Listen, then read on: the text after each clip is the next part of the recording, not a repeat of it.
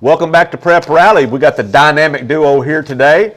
I'm Chip Souza, joined by Rick Fires, and we're here. You say dynamic duo, dynamic dunces. I'm going dunces. Anyway, where we at? Week 3. We are week 3, talking about the 4th week of the football season. Week 3, but we're playing 4 weeks. But just this is week 3. Week 3. This is confusing. And they've been playing for a month. Do you think it's confusing to you? You should have to deal with this guy. Yeah, absolutely. I just tell him to show up Friday nights at 5:30 and we're good to go. That's it. Absolutely. So, Rick, we had some good games, though, played last week. Now, we're going to start over across the border where Bentonville took a 2-0 record over to play Tulsa, Booker T. Washington. And the MGs, right? Yes, we talked about that. We talked about Booker T. and how good a team they were. And they came over to Bentonville the week 0 and took on North Little Rock.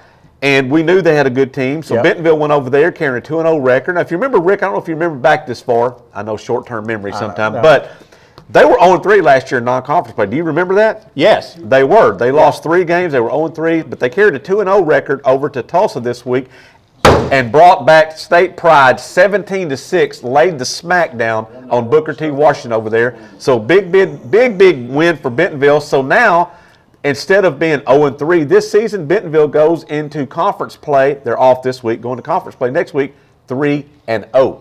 What a change around. You know what? I'm an Arkansas guy. Where you work here in Arkansas, I love to see the schools go over there and beat teams from other states. And, I guess Fayetteville went over there and lost big time to Wasso. So Bentonville went over there, restored some pride. Looked like they really shut them down on defense. Well, and that's one thing Bentonville does. Well, and see, Rick, here's something even more impressive. Now, they beat them 17-6, so obviously the defense played great. Outstanding. But Bentonville, Preston Crawford did not play in this game. He's their leading scorer. He's their touchdown guy, top running back, one of the best in the state. He did not play. Trenton Kolb, their top receiver, he did not play. Bentonville still came out of there with the win.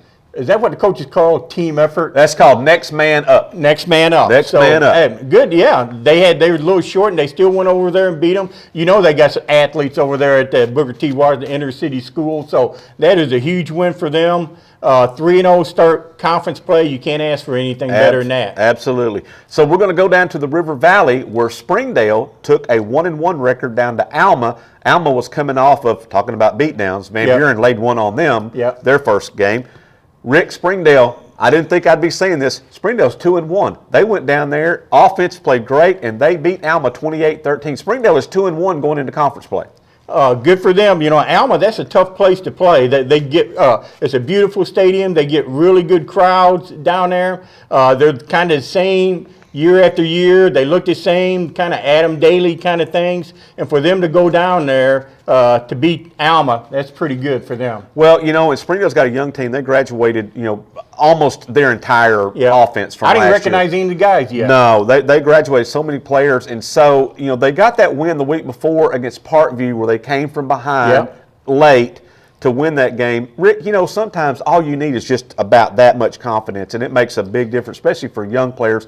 Get a little confidence, you win a game, you believe, you buy in a little bit more. Not that they weren't buying in before, but they buy in a little bit more. They trust the process a little bit more. They're trusting their coach a little bit more, and good things can happen, and that's what's happening for Springdale right now. Now, who's some of their stars? I mean, they're kind of starting over, and then they will emerge. I haven't followed them closely yet, but I know every year by the 4th or 5th week, the young stars emerge, so they got some good players over there. Ladarius Wansley was a player who did not play on the varsity last year. He was the sophomore, and according to Zach, just was not ready to play on the varsity, was not mature enough to play on the varsity. Had some issues off the field. Like me when I was playing. Absolutely. And so maybe it's still that way. But he, after 3 weeks of the season, 31 catches, just a little bit under 400 yards, and 6 touchdowns already. Wow. Huge numbers already for him. And so Ladarius Wansley, he's been a big player for them. Connor Hutchins, he's the quarterback now.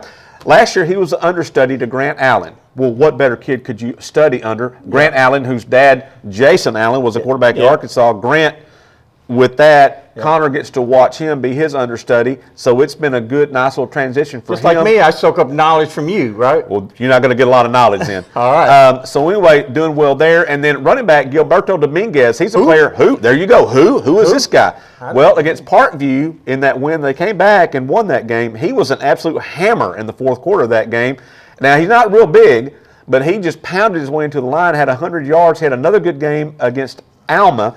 So they've got some guys down at Springdale who are really starting to kind of make a little move and kind of feeling good about themselves, Rick, and that's what it's all about. Well, see, and we've become more familiar with them once you get in conference play.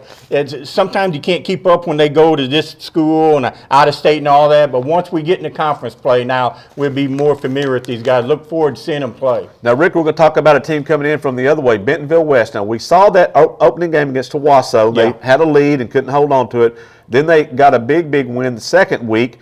Rick, they went down to Bryant, and they ran into not one buzzsaw, they ran into about 4 of them. 38-0 Bryant. Now, if you didn't think Bryant was going to be a factor again this year, if you thought last year was kind of a fluky thing or whatever, guess what? It wasn't. Bryant, 38-0 over Bentonville West last week. You know, that's fascinating. And Bryant, I've watched them for years. They're really good in baseball. I mean, I think they win the Little League thing, and then they won in basketball, and now they're dominating in football. Man, they really got a circle of athletes going. They really down do. There. So, you know, we Bryant, get to see them first. We will get to see them. Hand, yeah, we will get to see them this week. So that's a recap of some of the games that were played last week. We're going to take a break right now. We want you to catch some of the great photography that our NWADG photo staff got this past week. Also, when we come back, we'll be joined. Paul Boyd will be bringing you the Prep Volleyball Report. So stay with us, and we'll be right back on Prep Rally.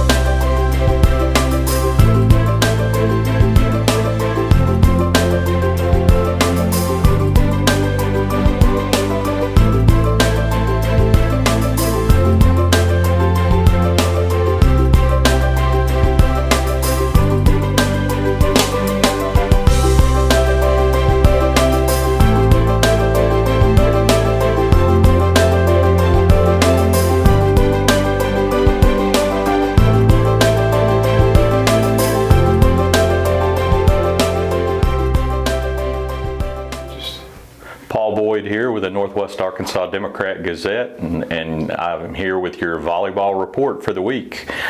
Big night Tuesday night, big 6A West Conference action in Fayetteville last night, and Bentonville comes away with a 3-set win.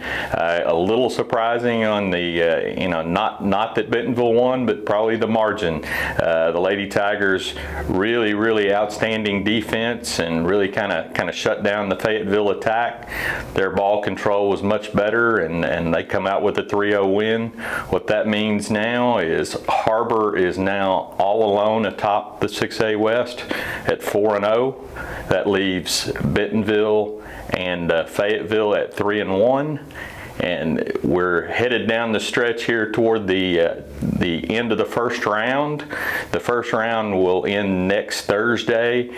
That means we'll be pointing toward the Harbor Fayetteville match, which will be the big one to see if we can have one on top after the first round. Savannah Riney was outstanding for the Lady Tigers, put up a double-double. As I said, the Lady Tigers defense really held down Fayetteville. Springdale Harbor took care of Bentonville West. They're now 4-0 and leading the 6A West. Really outstanding group from Coach Cassie Lloyd. They have sophomore middle Kat Cooper really, really tough at the net. Sophomore Kaylin Coons does a little bit of everything. She sets, she hits, she digs. She helps run the show for the Lady Wildcats. That big one will be coming up again next Thursday to see who finishes the first round, more than likely atop the 6A West. We'll be pointing toward Fayetteville versus Harbor to see if we have an undefeated team after the first round of conference play, more than likely. Fayetteville, Harbor, Bentonville have kind of established themselves as the three top teams there in the 6A West. We'll see what happens. I'm Paul Boyd, Northwest Arkansas Democrat-Gazette. Get on out and see some volleyball next week. Thank you, Paul. Now, this week, Rick, our Apex Network Physical Therapy Game of the Week. We're going to be over at Fayetteville. You just talked about that a couple of minutes ago. We're going to have Bryant coming into Fayetteville. Fayetteville's kind of limping along, Rick, but they got a good time for a good week off last week.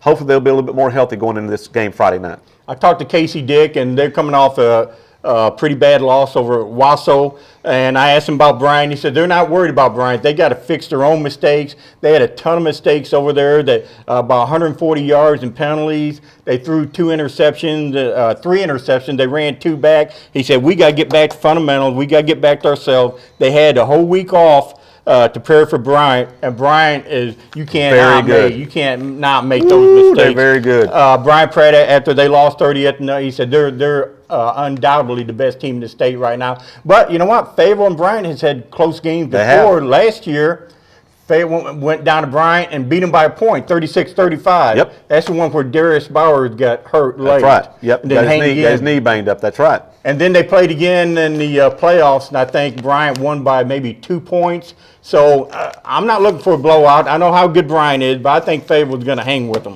Now, our game of the week last week was over at Springdale Harbor. We had Russellville coming in against Harbor. Both teams were 0-1. Rick, Harbor started a little bit slow, but once they got it rolling, they absolutely rolled. Now, Harbor, of course, they were coming off that 84-68 loss to Pulaski Academy. They got a week off after that to kind of spit that out, move on. I think they accomplished that goal.